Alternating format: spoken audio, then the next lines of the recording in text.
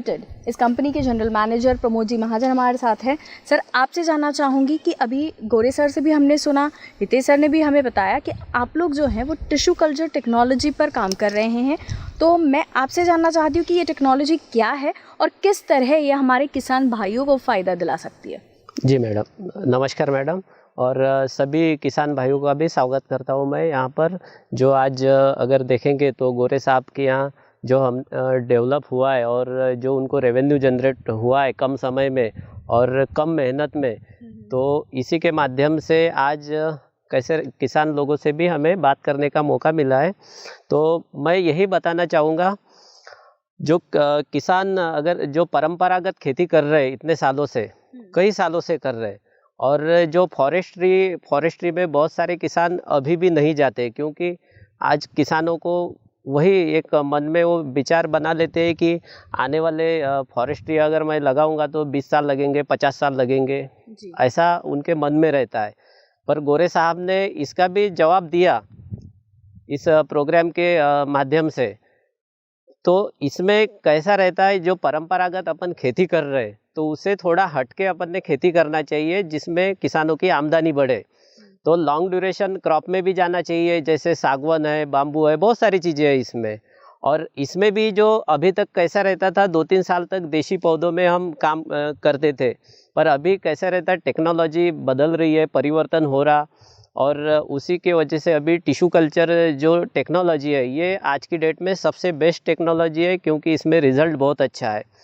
तो अभी मैं आपको टिश्यू कल्चर के बारे में ही बताता हूँ, जो प्रोसेस किस तरीके से टिश्यू कल्चर पौधे डेवलप किए जाते हैं। टिश्यू कल्चर में क्या होता है, जो कंपनी के जो तज्ञ जो लोग हैं, तज्ञ लोग जो रहते हैं, एक्सपर्ट, वो एक मदर प्लांट देखते, जो मदर प्लांट बहुत अच्छी हाइट है, उसका स्टेम अच्छा है, उसके बाद में उसकी जो वुड की क्वालिटी बहुत अच्छी है, तो ऐसे ही मदर प्लांट के कोई भी पार्ट का टिश्यू निकाला जाता और वो टिश्यू को लेबोरेटरी में डाला जाता और हुबेहूब उसके जैसे करोड़ों बच्चे तैयार हो जाते, करोड़ों पौधे उसी के जैसे तैयार हो जाते।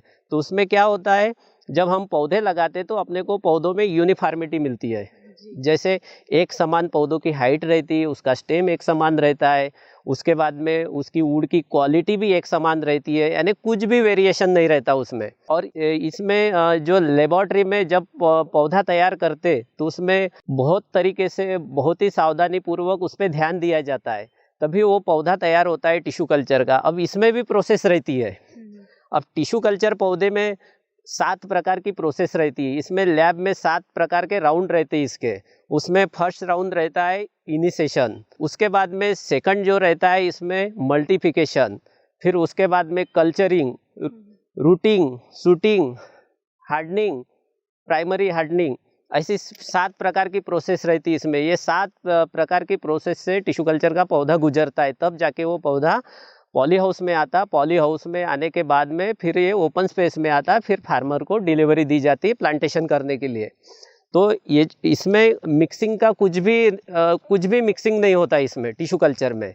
आप अगर कोई भी पौधे अगर लगाते हैं रूटिंग वाले या सीड वाले, तो उसमें मिक्सिंग का प्रॉब्लम हो सकता है, पर टिश्यू कल्चर में नहीं होगा। और टिश्यू कल्चर की जो पौधे अपन लगाते हैं तो ये एक समान प्लांटेशन रहता है, इसकी ग्रोथ भी बहुत फास्ट रहती है देशी पौधे से। आज अगर देखेंगे तो आपको मैं बताना चाहूँगा, अगर 10 से 12 साल में लगभग ये 3 से लेके 4 फीट के बीच में इसकी गोलाई बन जाएंगी, डायमीटर जो इसका बन जाएगा, और हाइट भी अच्छी जाएंगी, कम से कम 45 फीट के ऊपर ही हाइट जाएंगी इसकी। तो ये टिश्यू कल्चर टेक्नोलॉजी बहुत अच्छी टेक्नोलॉजी है, और मेरा सभी फार्मर लोगों को यही कहना है और यही संदेश देना चाहता हूँ मैं कि फार्मर लोगों ने इस टेक्नोलॉजी का इस्तेमाल करना चाहिए और टिश्यू कल्चर के पौधे लगाना चाहिए। सर, आपसे जानना चाहूँगी कि आपने अभी जो टिश्यू कल्चर के बारे में बताया, तो जो हम लोग एक पारंपरिक खेती के इसमें जो करते हैं काश्तकारी, जी हाँ, उसमें और इस पेड़ के जो फल आते हैं या कुछ, तो उसमें कोई फ़र्क होता है? हाँ, फ़र्क रहता है ना। फलों में अगर जाते, जैसे अभी गुआवा प्लांट है, लेमन है, तो इसमें भी यूनिफॉर्मिटी मिलती है टिश्यू कल्चर में, क्योंकि आप जब बडिंग करते, कलम या ग्राफ्टेड करते, तो अलग अलग मदर प्लांट से लगाया जाता है, और मदर प्लांट एक समान थोड़ी रहता है, सभी के फल अलग अलग रहते हैं। पर टिश्यू कल्चर में एक ही टिश्यू से, मैंने पहले भी बताया कि लाखों करोड़ों पौधे तैयार होते हैं, तो इसलिए फलों की क्वालिटी अच्छी मिलेंगी उसमें आपको। यानी फायदा ही फायदा फायदा ही अगर फायदा आप है। ये टेक्नोलॉजी लेते हैं तो सर आपने इतनी अच्छी जानकारी दी, काफ़ी फायदेमंद साबित होगी हमारे किसानों के लिए, ऐसी उम्मीद करते हैं। धन्यवाद जी।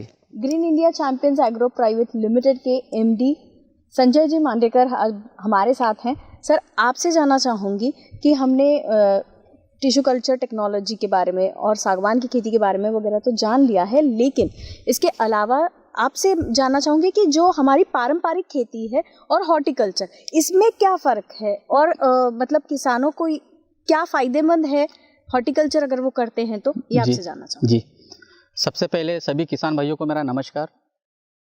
दोस्तों, green India champion agro Private limited ISO 9001-2008 certified company, यह कंपनी मध्य भारत की one of the number 1 company में से एक है।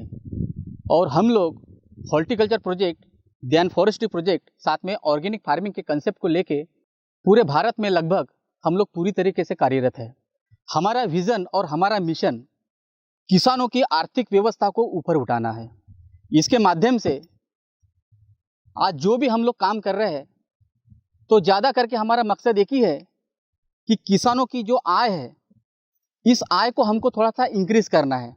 क्योंकि आज हम लोग देख रहे हैं कि आज किसान हमारे देश का कितना परेशान है, और इसका परेशानी का एक ही रीज़न है, एक ही मकसद है कि मतलब तो हमारे देश में जो परंपरागत जो खेती हो रही है, इसके हमारे सामने क्या लॉसेस है और क्या फ़ायदे हैं। मैक्सिमम मैं आपको कहना चाहूँगा कि जितनी भी ट्रेडिशनल फार्मिंग है, इसके ज़्यादा करके मतलब तो हमारे सामने डिसएडवांटेज है, क्योंकि हर किसान को 3 महीने में ऑप्शन ढूंढना पड़ता है।